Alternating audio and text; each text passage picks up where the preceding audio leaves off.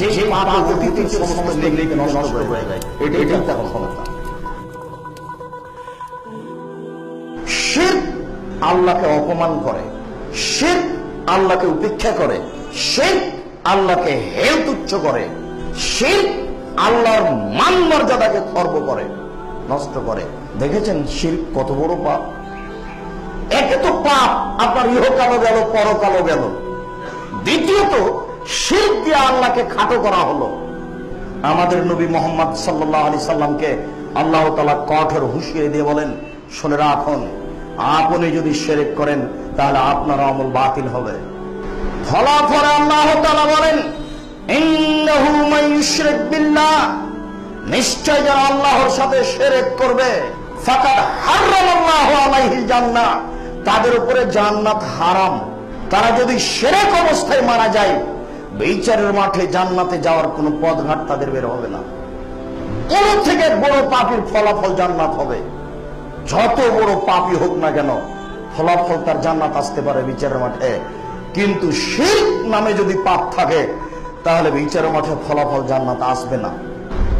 আনাস রাদিয়াল্লাহু তাআলা আনহু বলেন, রাসূল সাল্লাল্লাহু আলাইহি ওয়াসাল্লাম বলেছেন, বিচারের মাঠে আল্লাহ তাআলা সমস্ত মানুষকে ডেকে বলবেন, পৃথিবীর জন্ম থেকে নিয়ে কিয়ামত পর্যন্ত যত মানুষ এসেছে, যত মানুষ আছে, যত মানুষ আসবে, সমস্ত মানুষকে বিচারের মাঠে ডেকে আল্লাহ বলবেন, ইবনা আদম, হে আদমের ছেলেরা মেয়েরা শোনো, লাইন আশরাকতা, যদি তোমরা শিরক করে থাকো, লা তাইতানে বেকুরাবিদার যে খাতায়া সুম্মা লাকিতানি লা তুশরিক বি শাইআন লা তাইতাকা বেকুরাবি হামাদ ফেরা।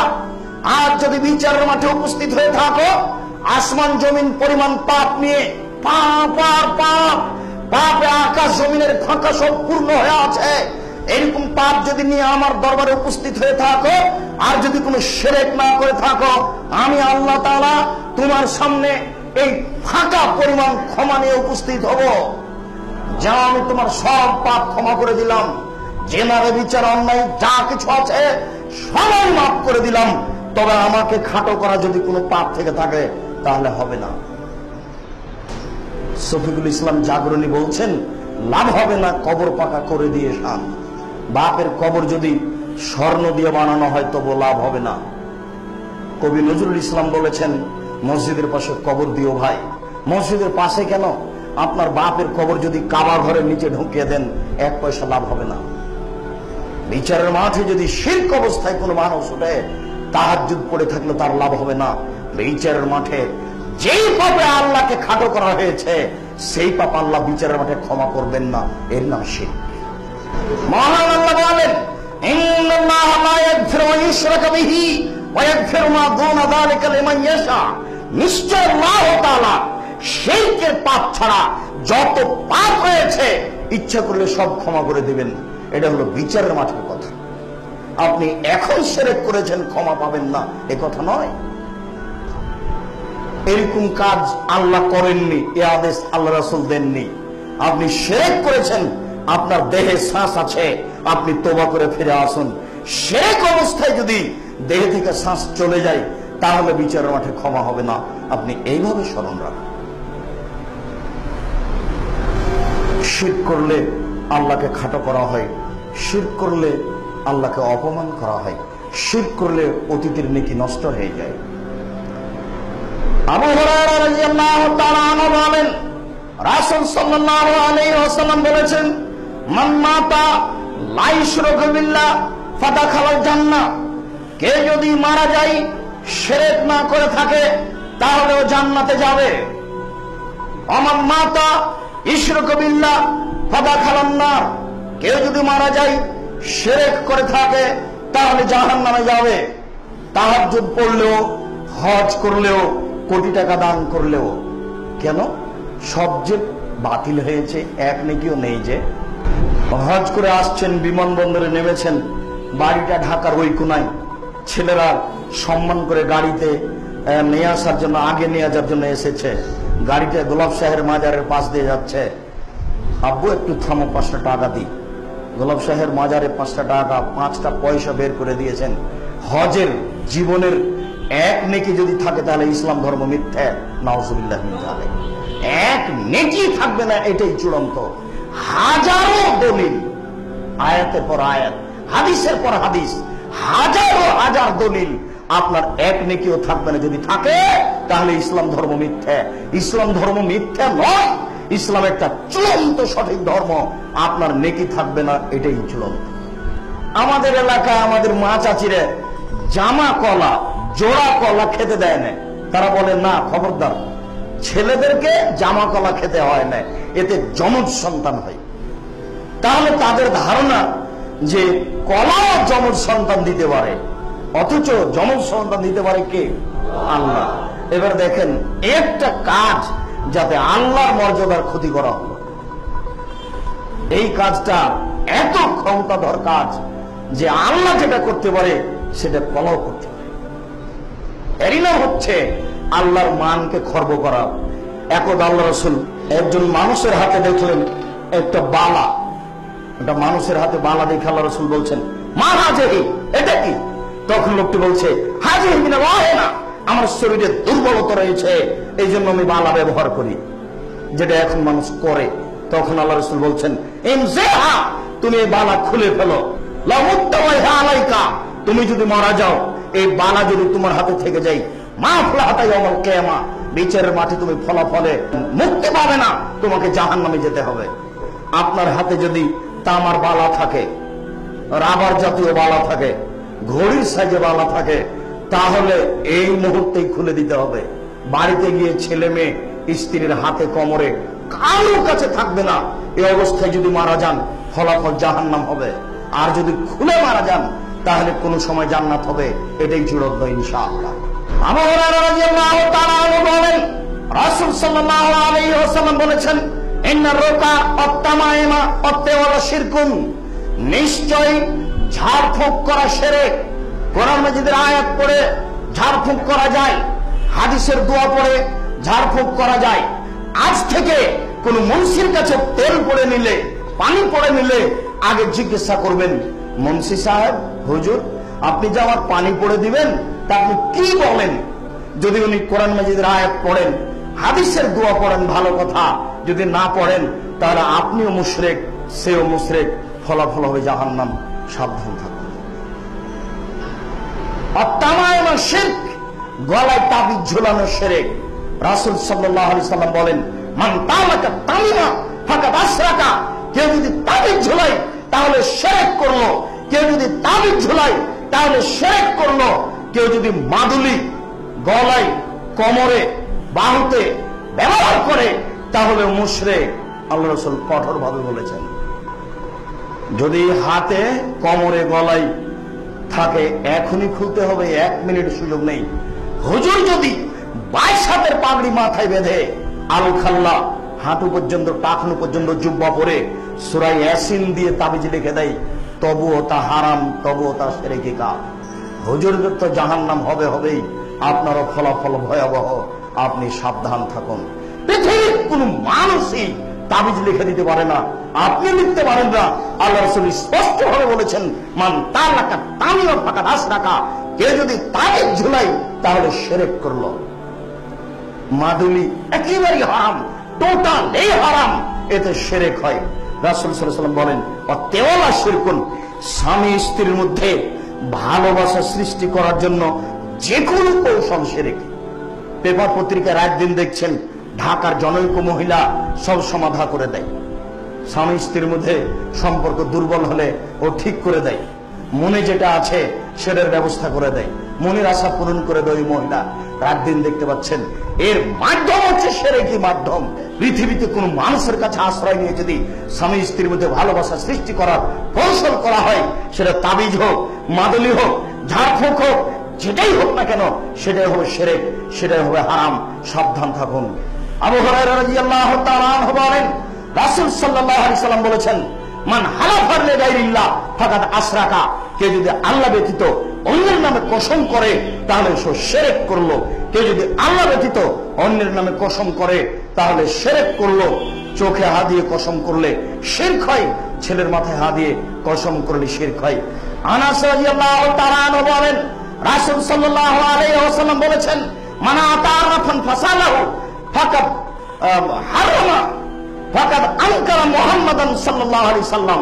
কেউ যদি গণকের কাছে যায়, গণকের কাছে গিয়ে যদি বলে আমার টাকা হারিয়ে গেছে, একটু দেখুন তো, তার বলা কথাকে যদি সে বিশ্বাস করে, তাহলে সে কোরআন মাজিদকে অস্বীকার করলো। আর একবার আল্লাহ রাসূল বলেছেন, কেউ যদি গণকের কাছে যায়, তারপর তার হারিয়ে যাওয়া জিনিসের বিবরণটি তার সামনে পেশ করে, তাহলে 40 দিন আল্লাহ তার ইবাদত কবুল করবেন না। গণকের কাছে গিয়ে বিষয়টি পেশ করাতে আল্লাহ তা আপনার উপরে এমন অসন্তুষ্ট হয়েছেন, 40 দিন আপনি আর আল্লাহকে সন্তুষ্ট করতে পারবেন না। যেমন ভাবে আল্লাহ রাসূল বলেছেন, কে যদি নেশাদার দ্রব্য পান করে লাম ইয়ারজাল্লাহ আরবাইনা সাবাহা, তাহলে আল্লাহকেও 40 দিন সন্তুষ্ট করতে পারে না। আপনি আর বুঝাতেই পারবেন না আপনার বিষয়টি আল্লাহকে 40 দিন যাবত। আপনি যদি গণকের কাছে যান, বিষয়টি পেশ করেন, তাহলে আর 40 দিন যাবত আপনি আল্লাহকে কিছু বুঝাতেই পারবেন না। 40 দিন পার হওয়ার পরে দেখেছেন শিরক কত বড় পাপ। আবু হুরায়রা রাদিয়াল্লাহু তাআলা আনহু বলেন, রাসূল সাল্লাল্লাহু আলাইহি সাল্লামের কাছে 10 জন লোক আসলো। আতা রাসূলুল্লাহ সাল্লাল্লাহু আলাইহি ওয়াসাল্লাম আশা করে জ্বালান। 10 জন লোক আসলো, বায়া রাসূলুল্লাহ সাল্লাল্লাহু আলাইহি ওয়াসাল্লাম তিসারে জানেন। 9 জন মানুষের সাথে আল্লাহ রাসূল বায়াত করলেন। তারাকা ওয়াহিদান, একজনকে ছেড়ে দিলেন। কেউ বললেন কি ব্যাপার, বায়াত তিসারে জানেন ও তারাকা ওয়াহিদান, আপনিও তারাকা ওয়াহিদান, আপনি 9 জন মানুষের সাথে বায়াত করলেন আর একজনকে ছেড়ে দিলেন যে?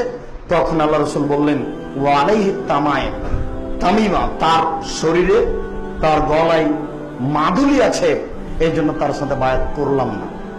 হাত খালা এদাও অকাতা, লোকটা হাতটা ভিতরে ঢুকিয়ে ওই মাদুলিটা ছিঁড়ে ফেললো। ফাবায়া রাসূলুল্লাহ সাল্লাল্লাহু আলাইহি ওয়াসাল্লাম, তখন আল্লাহ রাসূল তার সাথে বায়াত করলেন। এ দেখেন, আল্লাহ রাসূল 9 জনের সাথে বায়াত করলেন, একজনের সাথে করলেন না। জিজ্ঞাসা করা হলো কেন? তখন আল্লাহ রাসূল বলেন, তার গায়ে মাদুলি আছে, এই জন্য মাদুলি ছিঁড়ে ফেলা হলো। আল্লাহ রাসূল তার হাতে বায়াত করলেন। যদি গায়ে শরীরে মাদুলি থাকে, তাবিজ থাকে, অষ্টধাতুর আংটি থাকে, তাহলে সে তার জন্য কত বড় বিপজ্জনক ব্যাপার আপনি দেখুন। রাসূল সাল্লাল্লাহু আলাইহি সাল্লাম বলছেন, মান রাদ্দাহু আই ফালুন ওয়াকালা সালাসা মাররা, কাউকে যদি অশুভ ফল কাজ থেকে ফিরিয়ে নিয়ে আসে, তাহলে সে শিরক করলো, শিরক করলো, শিরক করলো। কথাটি এখনো বুঝতে পারেননি। আপনি বাড়ি থেকে বের হচ্ছেন পরীক্ষা দিতে যাওয়ার জন্য, তো কলম যেটা ভালো নিব মনে করেছেন, সেই কলমটা নেননি, সাধারণ কলমটা পকেটে। বাড়ি থেকে নিচে তলায় এসে, আহা ভালো কলমটা তো নিনি, না আর ফিরে যাব না, না ফিরে আর যাব না। এই যে কথাটা আপনি বললেন ফিরে যাব না, এটা হলো অশুভ ফল গ্রহণ করা, ফাকাদ আশরাকা, শিরক করলো। আপনি কেন এই কথা বললেন? কেন ফিরে যাবেন না? সময় নেই, যাবেন না, সেটা ভিন্ন কথা, কিন্তু কিভাবে আপনার অন্তরে জেগে গেল যে ফিরে যাওয়া কাজ ভালো নয়? এটাই হলো শিরকি কাজ। আবার কাজ হলো না, বাড়িতে ফিরে এসেছেন, তখন আপনি বলছেন এমন কোন মহিলার উপরে চোখ পড়েছে, কোন মহিলাকে দেখলাম, যার কারণে আমার কাজটা হলো না। এটাই হলো শিরকি গতি। আপনাকে যদি কাজ থেকে ফিরিয়ে দেয়, এটা শিরক। আমরা শিরকের একটা বিবরণ আপনার সামনে পেশ করছি, খুব খেয়াল করে কান লাগিয়ে শোনার চেষ্টা করুন। হাতের রাশি দেখে ভাগ্য পরীক্ষা করা শিরক। হাত চালিয়ে ভাগ্য পরীক্ষা করা শিরক। টিয়া পাখির মাধ্যমে ভাগ্য পরীক্ষা করা শিরক। গণকের কাছে গিয়ে হারিয়ে যাওয়া বিষয়টি পেশ করা শিরক। গরুকে লাথি মারা যায় না, এই হিসাব শিরক। তুলসী গাছ তুলে ফেলা যায় না, এই হিসাব শিরক। তুলসী গাছে লাথি মারা যায় না, এই কথা শিরক। ধানের উপরে জুতা পায়ে দিয়ে হাঁটা যায় না, এই কথা শিরক। আপনার মা কুলাতে চাউল ঝাড়ছিল, আপনার বাচ্চাটা দৌড়িয়ে এসে কুলাতে চড়ে নিয়েছে, আপনার মা বলল, এই কুলক্ষণে ছেলে, কুলাতে পা দিতে হয় না, এগুলো চিৎকার দিল, কুলাতে পা দিতে হয় না, এরকম কথা শিরক। চুলাতে পা লেগে গেলে খারাপ ধারণা করা হয়, এই ধারণা শিরক।